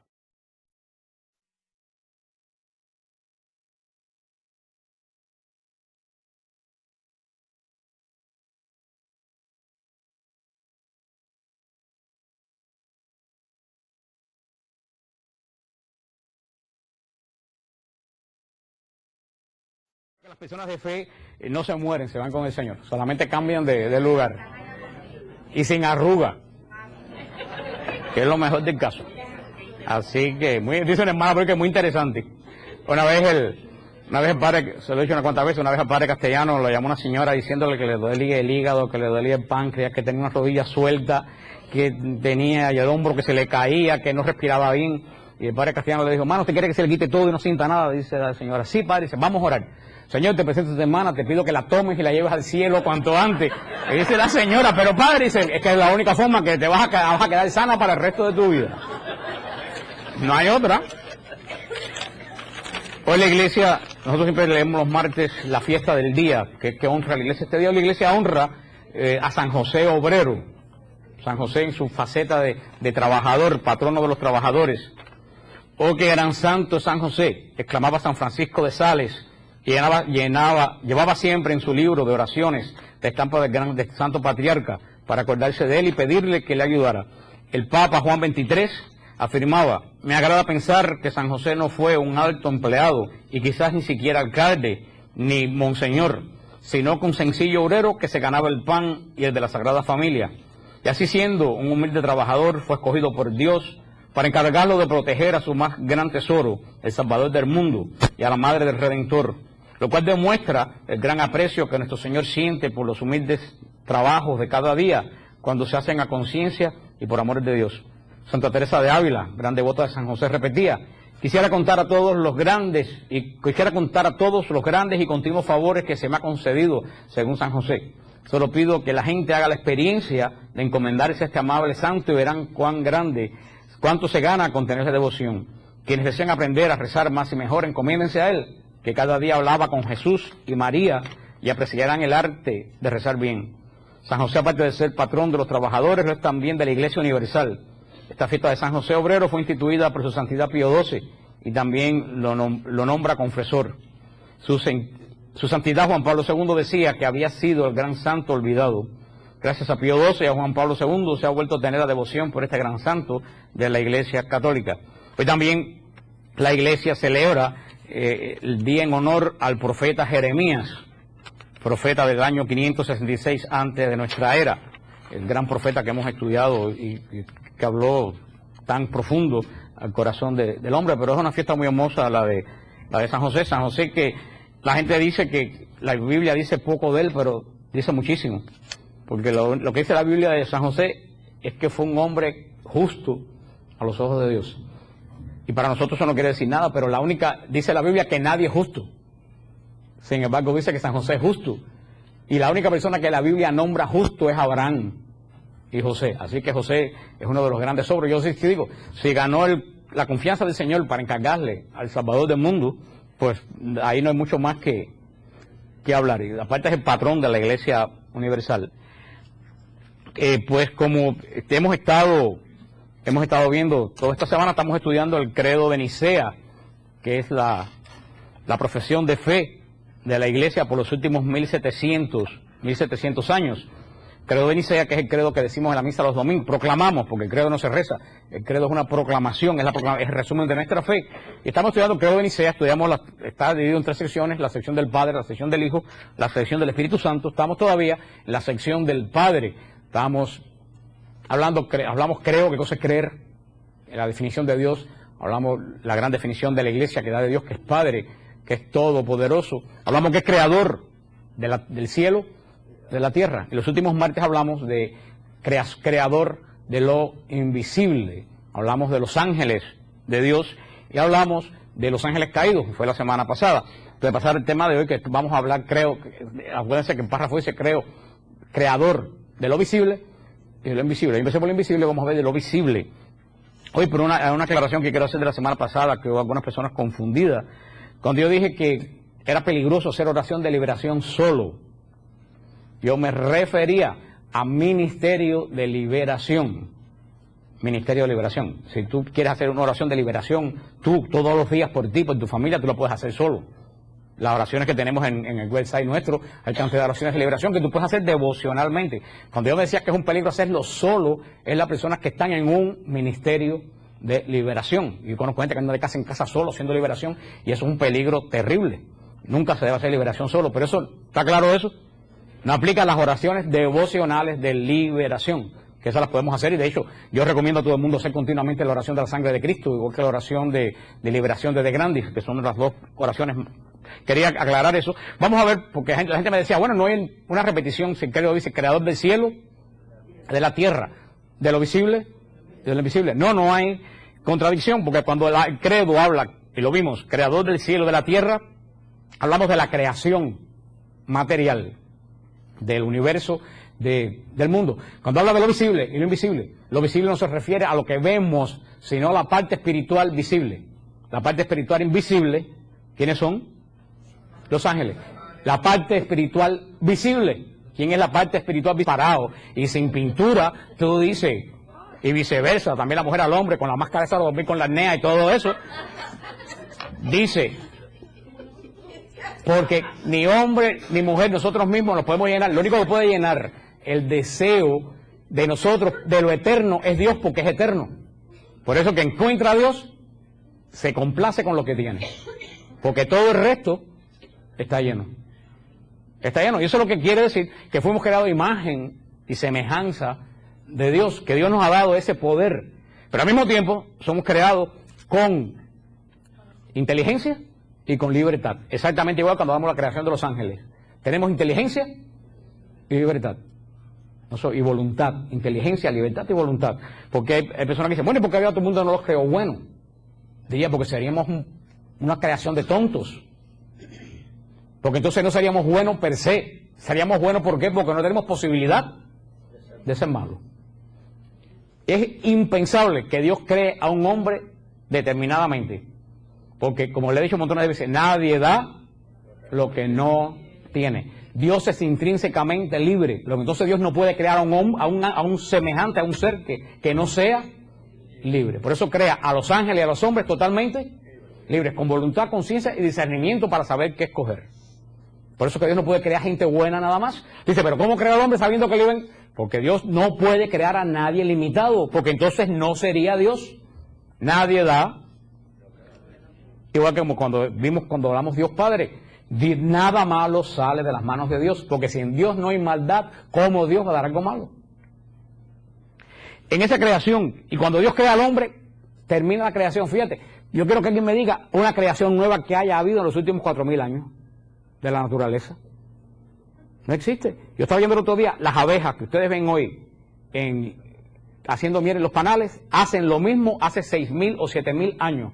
Todos los días hacen exactamente lo mismo. Siempre somos nosotros los que creamos. La creación, no sé, si el hombre viene del mono, ¿cómo hay monos que no se han seguido reproduciendo? Al contrario, hay gente que involuciona, gente que se vuelve mono. Hay gente que va para atrás. No. ¿Por qué? Porque la último acto creacional de Dios, ¿qué cosa fue? Lo más cercano a Él, que es Él, su imagen y semejanza. Hombre y mujer los creó. Y los santificó y los bendijo. Fíjate, cuando Dios crea al hombre, no solo lo crea, lo santifica y lo bendice. ¿Qué cosa quiere decir que lo santifica? Le da la gracia santificante. ¿Qué cosa es la gracia? La amistad profunda de Dios hacia nosotros. Dios crea al hombre y lo hace, ¿qué cosa? Su amigo. Su amigo. Dice que después que Dios termina la creación del hombre, le dice, todo lo que está creado, somételo. ¿Qué es lo que quiere decir? Le entrega la creación al hombre. El hombre es responsable de la creación. Y dice después la Biblia que Dios entra a descansar. Volvemos a hablar, estamos mirando esto, ¿de qué forma? Espiritualmente. ¿Dios se cansa? No, es imposible que Dios descanse. ¿Qué es lo que quiere decir eso? El descanso de Dios quiere decir la profundidad del misterio de Dios. Dios terminó su relación con la creación y se retiró ¿a dónde? A la profundidad del misterio donde Él habita. Ese es el descanso de Dios. Ya Dios no crea. Dios creó. Dios, lo dice bien claro, vio que era muy bueno. ¿Y qué hace Dios? Dios entra al lugar santísimo donde Él mora, en el profundo descanso de Dios, cuando vio que su creación era muy buena. Por eso el séptimo día era el día del descanso. Cuando el judío descansaba, ¿qué es lo que recordaba? Que Dios entró profundamente en un descanso que no es falta de trabajo. El descanso de Dios es adoración. Es el descanso de Dios. Claro, el pecado como siempre permitió Israel. Entonces el sábado, en vez de ser un día de descanso, se ha convertido en un día de tortura. Y los que vayan a Israel lo verán. Y los que han ido los otros viajes lo verán. Que el sábado judío no puede ni siquiera apretar el botón del ascensor. Si tú te montas en un ascensor el día del Shabbat, el ascensor va parando piso por piso. Aunque no haya nadie. Abre, se queda como 10 o 12 segundos abierto y cierra. Piso por piso, porque el judío no puede apretar el botón, porque eso es trabajo. ¿Dios quería eso? No, para nada. ¿Qué pervirtió la hora de Dios? Nuestro pecado. El día del sábado era para recordarnos que Dios es el día de adoración, entrar nosotros en la profundidad de la creación de Dios. Eso es lo que quería decir el séptimo día, Shabbat. De hecho, la palabra sábado no es un día de la semana. Shabbat en hebreo quiere decir descanso. Y cuando una fiesta judía cae cualquier día de la semana, la Pascua, si cae un lunes, ese lunes para ellos no es lunes, ese día es Shabbat. Y si el día de la expiación cae un martes, ese martes no es martes, ese día es sábado, es Shabbat.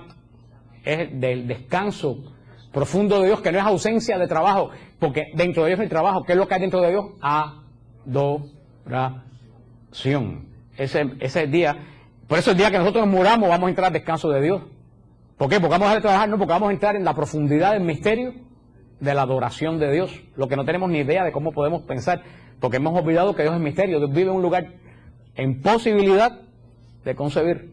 Nosotros los hombres, me lleva al punto que nos juntamos cuando la hembra no tiene posibilidad de concebir. Fíjate que eso es lo que no es normal, lo que no es natural. Entonces, ¿por qué? Porque si fuéramos a mirar la naturaleza, bueno, mira los animales no evitan los animalitos, el instinto de ellos es reproducirse. ¿Por qué nosotros lo evitamos? El pecado, como ha dañado la naturaleza del hombre, como ha dañado la naturaleza del hombre, pero eso es cuando lleguemos ahí. Lo que estamos hablando hoy, vemos cómo el Señor, cuando crea esta creación del hombre, dice bien claro la palabra de Dios, en el sexto día lo creó hombre y mujer, a su imagen y semejanza. Las personas que no son espirituales, por supuesto, como Helen Blavatsky, la madre de la teosofía, que lo que tenía en la cabeza era una batidora de 3 revoluciones, ella dice que como Dios creó al hombre, imagen y semejanza es que Dios es macho y hembra. Los delirios tremendos de la persona que no tiene el don del Espíritu Santo, que está dañada por el pecado, como ella que estaba grandemente dañada por el pecado. Cuando la Biblia dice que el hombre y la mujer son creados de imagen y semejanza de Dios, no tiene que ver nada con la parte física, porque cuando Dios crea al hombre y a la mujer, Cristo no está encarnado. Entonces cuando Dios crea al hombre y a la mujer, Cristo no tiene figura de nada. ¿Qué entonces es Dios? Espíritu puro. Y el espíritu puro no tiene sexo. Dios no tiene sexo, en sentido que los espíritus, como los ángeles, no tienen sexo, no son sexuales. Cuando Dios crea al hombre y la mujer, no tiene ojo ni oreja. Sin embargo, la Biblia dice que lo creó a su imagen y semejanza. ¿Qué es lo que tiene el hombre y la mujer, que es imagen y semejanza de Dios? El espíritu. Lo que quiere decir que nos creó a su imagen y semejanza es que a ambos, al hombre y la mujer, somos los únicos animales de la creación que tenemos algo que es semejante a Dios, que no lo tiene el resto de la creación. ¿Y es qué cosa lo que es semejante a él que tenemos nosotros? El espíritu. Es lo que Dios crea que nos hace semejante a él. Por eso el hombre y la mujer no son ni mayores ni menores delante de Dios, somos diferentes, que son dos cosas distintas. Pero somos exactamente de la misma dignidad delante de Dios, porque hombre y mujer somos imagen y semejanza de Dios, creado a su imagen. Porque lo que nos diferencia a nosotros de los animales, que poseemos la capacidad de conocer. Eso es lo primero. Un animal no tiene la capacidad de conocer. Una perra, cuando cuida a sus perritos, no es que conoce a sus perritos, él ya lo cría por instinto. Bueno, cuando ese perrito crece, si no lo separan de la madre, termina a lo mejor teniendo relaciones con la madre, porque cuando crece no puede discernir que ese otro animal es su madre, porque ellos no conocen. Luego, entonces el animal no tiene conocimiento, los animales tienen instinto. Nosotros somos los únicos que tenemos inclusive somos los únicos que tenemos conocimiento de nosotros mismos. Un caballo, una vaca no tiene conocimiento de él mismo. Nosotros tenemos conocimiento de nosotros mismos, de qué existimos, y tenemos la posibilidad de percibir la presencia de Dios. ¿Por qué tenemos la posibilidad de percibir la presencia de Dios? Porque somos imagen y semejanza de Dios. Eso que Dios ha depositado en nosotros, que es el Espíritu, que después vamos a verlo en otra forma, que lo dice la Biblia. Ese es el punto que nos dice el día sexto de la creación. En cuanto a la creación, nos dice visceralmente cómo Dios crea al hombre, que nos crea semejantes, no igual, semejantes a Él. En cuanto podemos conocernos nosotros mismos, podemos conocer lo que nos rodea, podemos percibirlo a Él, a Él. Eso es lo que nos hace diferente. Por eso todo hombre tiene una tendencia al conocimiento de alguien trascendente. Y cuando no conoce al Dios verdadero, se lo tiene que inventar. Porque el ateo, químicamente puro, no existe. Para mucha gente el ateísmo es una religión de no creer en Dios, pero es una religión que tiene. Yo soy una persona que la prueba más grande que existe Dios son los ateos. Si no, Dios no existiera, no hubieran ateos. Pero todo hombre, los salvajes, los caníbales, que no tenían la renovación no tenían la revelación del Evangelio, ni la palabra de Dios como el pueblo hebreo, el instinto de ellos, ¿a qué lo llevaba? A que existe un ser que es trascendente a nosotros. Porque somos nuestra imagen, lo que tenemos dentro nos tiende hacia Dios. Y cuando el hombre tiene la plenitud de sí mismo, cuando encuentra a Dios.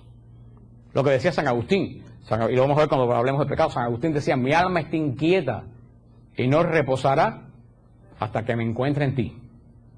Y eso es lo que le pasa a mucha gente que están buscando aquí, allá, porque están buscando llenar el vacío que tienen con cosas trascendentes. Y San Agustín decía, fuimos creados para lo intrascendente, fuimos creados para lo que no se acaba. Por eso cuando nos llenamos de cosas que se acaban, nos quedamos con deseos. Entonces decimos, yo creo que un carro convertible, eso es lo que me va a hacer feliz. Y trabajamos por el carro convertible. Cuando tenemos el carro convertible, estamos las 2 primeras semanas fascinados, pero las 2 semanas que pasan, ya. Entonces digo, no, ahora quiero un jet ski. Cuando tengo un jet ski, yo sé que voy a estar, compro el jet ski. Cuando tengo el jet ski lo uso, 2 semanas no lo uso más. Digo, no, porque es un jet ski muy chiquito, a lo mejor si tengo un yate, y empiezo a trabajar para tener el yate. Y después ya te viene la casa. ¿Por qué? Porque estás llenando tu vida de ¿qué? De cosas materiales. O esa es la mujer de mi vida, de toda mi vida. Y cuando te levantas por la mañana y ves a la mujer con los pelos visibles, nosotros, porque somos seres espirituales. Por eso esta parte del credo habla de la creación del hombre. Dice Génesis 1:27, Dios creó al hombre a su imagen. A imagen de Dios lo creó. Hombre y mujer los creó. El libro de Génesis, siempre le he dicho a ustedes y lo vuelvo a repetir de nuevo hasta que la gente se le grabe, aunque yo no sé si esto es entendimiento o es una revelación espiritual, porque hay cosas de la palabra de Dios que es revelación espiritual, que la Biblia no es un libro científico. Tenemos que tener bien claro qué cosa no es la Biblia. Un libro científico no es un libro científico. La Biblia no es un libro de historia, aunque contiene historia. La Biblia no es un libro de historia, en el sentido como estudiamos la Revolución Francesa o como estudiamos la historia de Cuba o el descubrimiento de América. La Biblia no es un libro de genealogías. La Biblia no nos dice, el interés de la Biblia no es decirme quién se casó con quién. A Dios no le importa quién se casó con quién, eso no es el origen de la Biblia. Cuando la Biblia dice fulano y fulano que se casó con mengano, tiene hijos, está queriendo revelar un misterio espiritual, no es relacionado a quién se casó con quién. La Biblia no es un libro de evolución de la materia, la Biblia no habla de nada científico, punto. Ir a buscar datos científicos a la Biblia es andar más perdido que el hijo de Lindbergh, que jamás apareció. Eso está claro. Yo creo que no está muy claro. Porque vienen las preguntas, ¿dónde están los dinosaurios en la Biblia? Que me hacen continuamente. Yo digo, bueno, no voy a decir lo que iba a decir. Voy a decir, a mí qué me importa, omití una frase. A mí qué me importa dónde están los dinosaurios en la Biblia. A mí me ayuda espiritualmente saber qué pasó con los dinosaurios. Para nada. ¿Quién se ocupa de los dinosaurios? La ciencia y la gente que, aunque hay algunos dinosaurios que andan por ahí todavía. Yo conozco unos cuantos. Hay gente que me pregunta, ¿con quién se casó Caín? A mí qué me importa con quién se casó Caín. El objetivo de la Biblia no es decirme con quién se casó Caín. Yo le dije un día a una persona, me hartó tanto, dije, mira, se casó con una mona, y así queda tranquilo Darwin y la Biblia. ¿Ya?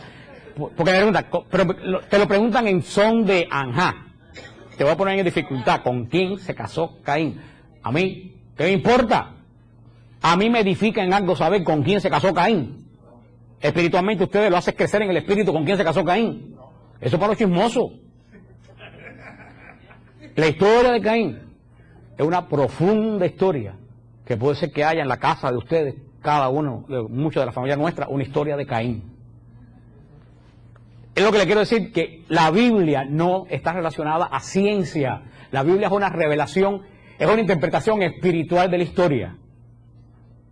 El que viene en la Biblia buscando historia, buscando ciencia, está equivocado. Así lo deja bien claro la carta del Santo Padre Juan Pablo II, en cual la gente lo quiso mucho, pero nadie le hizo caso. La carta, la encíclica Fides et Ratio, fe y razón, donde el Santo Padre dice que la fe y la razón no están opuestas, sino que miran la misma cosa desde 2 puntos de ángulo totalmente diferentes. La fe desde el punto de vista espiritual, la razón desde el punto de vista físico. Son 2 puntos de vista de una misma cosa. Es como si alguien que mire ese Cristo del fondo y yo lo miro de aquí. Si yo le pregunto a la persona del fondo, ¿de qué tamaño ves a Cristo? Me va a decir así, el que está en el fondo. Y si me preguntan a mí, ¿de qué tamaño ves a Cristo? Te digo así. ¿Estamos equivocados los dos? No. ¿Es que estamos viendo la misma cosa? Desde 2 puntos. Eso pasa con la Biblia. La ciencia busca la interpretación física. La Biblia da la interpretación espiritual. ¿Se recuerdan del profeta Ezequiel cuando hablamos del Apocalipsis? ¿Se acuerdan? El mar de plata que ve el profeta Ezequiel cuando tiene la visión de Dios. ¿Dónde el profeta Ezequiel ve el mar de plata? Arriba. ¿Se recuerdan? Que ve el mar de plata. Cuando Juan en Apocalipsis sube a la presencia de Dios, ¿dónde ve el mar, el mismo mar de plata? ¿Dónde lo ve? Abajo. Fíjate, el mismo mar de plata. Ezequiel lo ve, ¿dónde? ¿Y Juan? ¿Qué es lo que quiere decir? Que Ezequiel estaba viendo la gloria de Dios desde la tierra. ¿Y Juan? Desde el trono de Dios. La Biblia no la puedes ver como Ezequiel. La Biblia no la puedes ver desde la tierra. La Biblia tiene que verla como Juan. Desde arriba, desde el trono de Dios. Entonces tú te vas a encontrar el sentido profundo del Génesis. Que si fue un hombre, o que si fue una mujer, Eva, si existió, a mí qué me importa. Ese no es lo que la Biblia me quiere decir. Vaya, si sí existió. Muchos científicos, la teoría de la evolución está totalmente descalificada en estos momentos. Muchos científicos están hablando de una Eva africana, diciendo que hay un tronco común. Pero bueno, tampoco, es que a mí no me hace falta compaginar eso con la Biblia, porque Eva y Adán pueden haber existido, pueden haber no haber existido. ¿La Biblia dice mentira? No. ¿Es simbólica la Biblia? No es simbólica. ¿Nos da ejemplo? No nos da ejemplo. ¿Qué es lo de la Biblia? Una visión espiritual, una verdad espiritual revelada. No es ejemplo, ni son símbolos, es una visión espiritual de la historia de la salvación, como dice el hermano. ¿Usted entiende lo que estoy diciendo?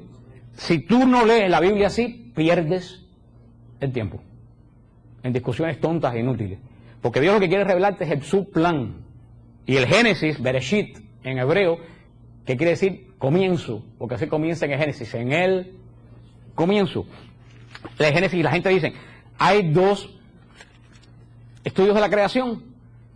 Y efectivamente, hay un relato de la creación, que le dicen el Yavista, en el capítulo 1, y hay otro relato el elohinista, que es el capítulo 1, y está el relato de la creación Yavista, que es el capítulo 3. Él dice, pero hay dos relatos de la creación. Sí, lo voy a explicar. El primer relato es el relato de cómo Dios pone orden en un caos. Porque eso es lo primero que hace Dios cuando Dios entra, tanto en la creación como en la vida del hombre. Cuando Dios entra en la creación, en la vida del hombre, lo primero que hace es poner orden. Por eso donde no hay orden, no está Dios. Y lo dice bien claro la Biblia, Dios es Dios de orden.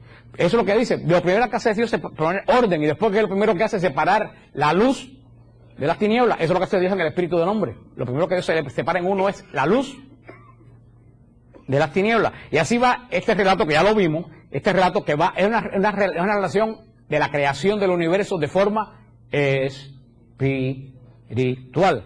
Y así va creando, vemos que va creando de la nada, va creando los animales del océano, los animales de la tierra, hasta que llega el sexto día. ¿Cuál es el sexto día? Es el último día de la creación de Dios. ¿Qué es lo que dice en el sexto día?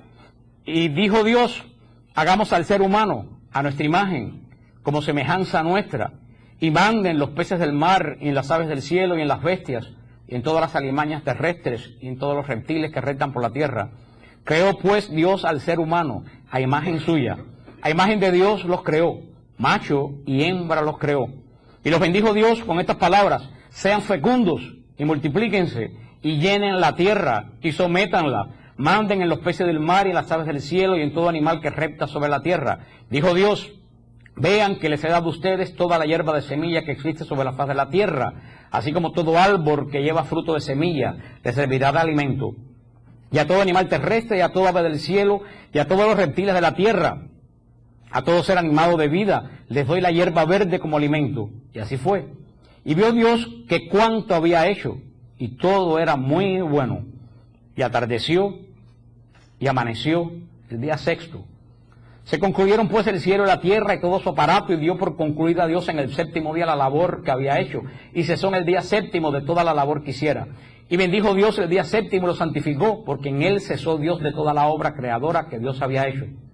Estos fueron los orígenes del cielo y la tierra cuando fueron creados. El último día Dios va creando del caos, va creando en perfección, hasta que llega a la última etapa de la creación de Dios, que es el hombre. Y después que Dios termina, el hombre le da la primera de las órdenes que da Dios. Crezcan, multiplíquense, sean fecundo. Esa es la gran diferencia de nosotros con los ángeles. El Señor no le dijo a los ángeles, reproduzcanse y sean fecundos. Los ángeles, como le expliqué la semana pasada, fueron creados de una sola vez, no se reproducen. A nosotros nos da la orden de reproducirnos. ¿Por qué los ángeles no tuvieron la orden de reproducirse y nosotros sí tenemos la orden de reproducirnos? Porque nosotros somos imagen y semejanza de Dios, y Dios es creación continua, cosa que los ángeles no son. Los ángeles, que son servidores, no son imagen de Dios. Por eso el objetivo principal del hombre es la creación. Y después, cuando vayamos viendo esto, que nos vamos a llevar 2 o 3 martes, cuando vayamos viendo esto vamos a ver que San Pablo, ya muy adelantado en Efesios, dice que la unión del hombre y la mujer es semejante a la unión de Cristo con la iglesia. O sea, San Pablo dice que la unión del hombre y la mujer es tan poderoso que es exactamente igual a la unión mística de Cristo con la iglesia. Entonces eleva la unión del hombre y la mujer a algo santo, a algo sagrado. Por eso que la iglesia tiene a la unión sexual del hombre y la mujer como sacramento. Y como toda obra de Dios, tiene que ser ¿en qué? ¿En qué tienen que ser todas las obras de Dios? ¿De Dios de qué? De orden. Por eso el matrimonio tiene que ser en el orden de Dios, con la mandato de crecer multiplicado. Por eso toda tentación o toda intención de evitar el crecer y multiplicado estamos atentando a la orden de Dios. Y tal es así que yo lo decía a mi hermano el otro día, hoy en día que todo el mundo está en lo natural. ¿No se han fijado que todo el día todo es natural? La comida tiene que ser natural, tenemos que ver el Discovery y los cocodrilos porque aprendemos cantidad de los cocodrilos, hay que proteger los cocodrilos para que no se pongan nerviosos, y las ranas para que no le corten las patas, porque todas esas cosas naturales. Digo, pero no se han fijado en una cosa, que se lo diga y se lo recalco. Cuando un perro se junta con una perra, ¿cómo se llama cuando el perro se junta con la perra? La perra está ¿en qué? En celo. ¿Qué es lo que quiere decir estar en celo? Una perra en celo, ¿qué es lo que quiere decir? Que está en posibilidad de concebir. Eso es lo que quiere decir estar en celo, estar en posibilidad de concebir. El perro y la perra y todos los animales se juntan cuando la hembra está